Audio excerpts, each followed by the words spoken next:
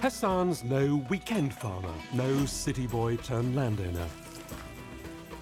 He's one of a new breed. His story, the solution to one of globalization's greatest dilemmas. Or is it?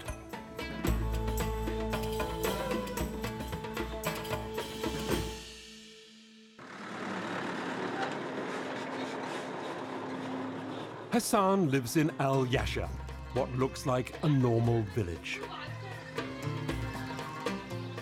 But take a closer look. These are not the farmers they appear to be. The truth is, it's not just Hassan.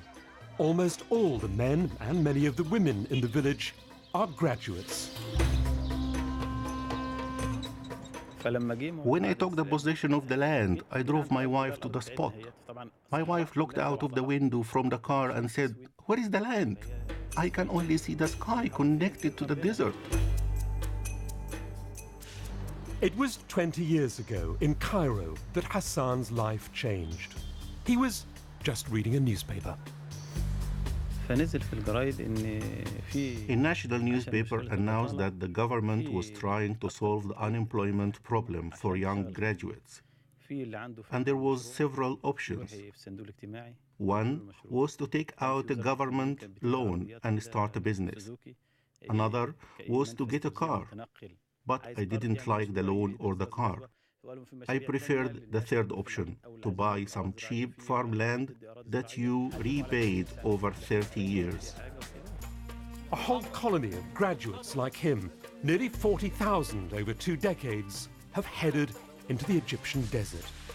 Here they became farmers and put behind them the notion of a government job.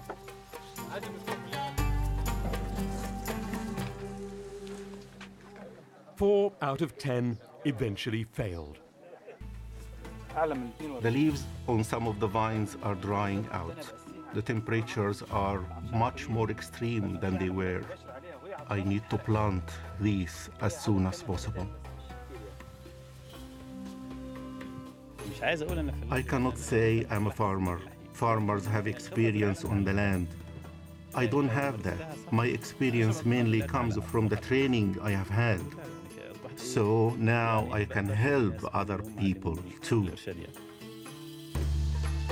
Maybe the government never intended it quite this way, but it seems Hassan and the graduates may have got lucky after all.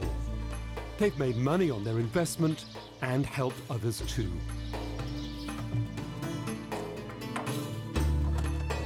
As for the millions of other graduates who can't find stable jobs in the global economy, they may yet have to wait for their own fairy tale.